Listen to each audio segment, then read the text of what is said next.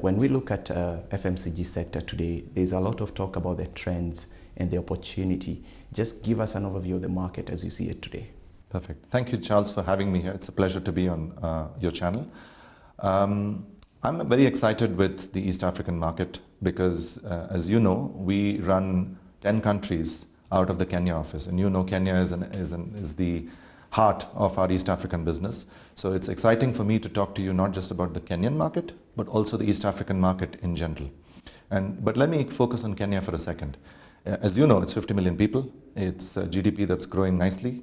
And it's not as affected by the oil shocks as some of the other countries. So it's a much more diversified economy that I have. I'm fortunate that way. And I think that the market potential of this block is immense. Now, the size of the opportunity in Africa in terms of consumer and business spending is not in question. We've seen people like McKinsey come and say it's worth $4 trillion. What are you doing today to take advantage of such an opportunity? I think P&G has understood that to win in these markets, you need to have a smart business model that takes into account the local differences, but leverages the scale of P&G and the product advantages of P&G. So I believe we've got the magic formula in Kenya. We've been here 23 years, and I believe we've finally got the formula to make sure we have a good run over the next decade or more to get this business to its potential. Give us an understanding of the contribution of East Africa or Kenya to the global business in terms of financial performance, because looking at even the financial performance from the P&G Global, I mean, data from Europe, America was not looking very interesting.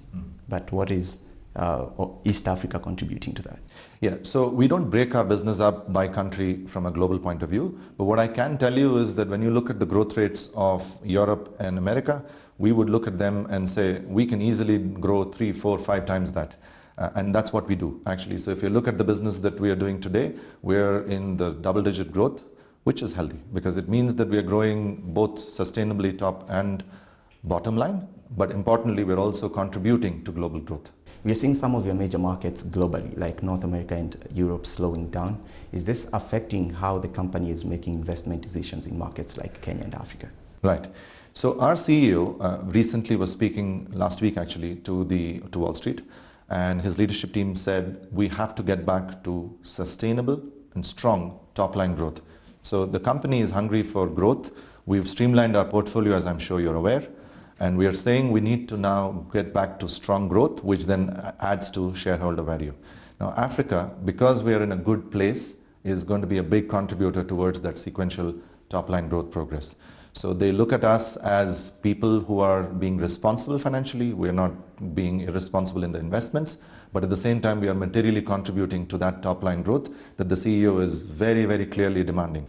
Let's come back to Kenya, and you're no longer manufacturing locally. Tell us why that's the case.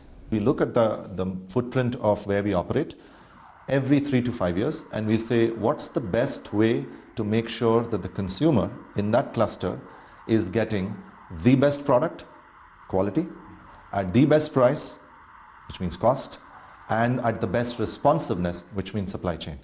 And that equation is reviewed on a cluster and a region basis every 3 to 5 years. And what we find is because of Kenya being a very strong member of the trade blocs like COMESA and the East African community, it makes sense for us right now to leverage our global scale, get world-class products into this country at an affordable price so that we are able to get the consumer a cheap product, but importantly, a very high-class product. So our investments in the last 15 years have been in people.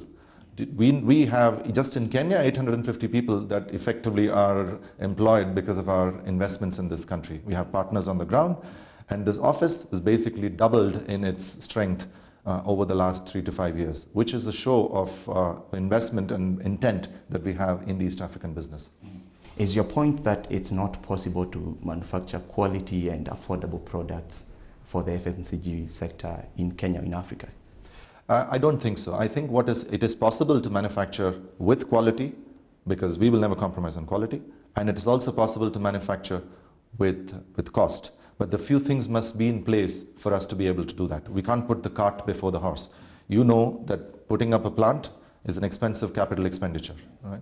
So if we get to a certain scale, if we have people on the ground who are able to get that business up to a certain scale, and then it starts making sense for us to then put up plants, then of course we would put up the plants. But at this moment, given the scale and scattered nature of our business, the supply chain, and the trade blocks that Kenya is part of, it makes sense for us to import right now.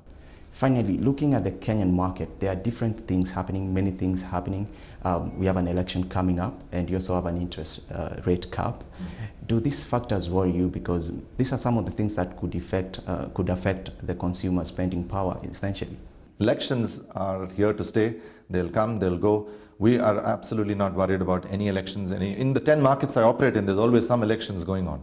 So we focus on the consumer, because let's face it, people have to brush, people have to wash, people have to have a bath.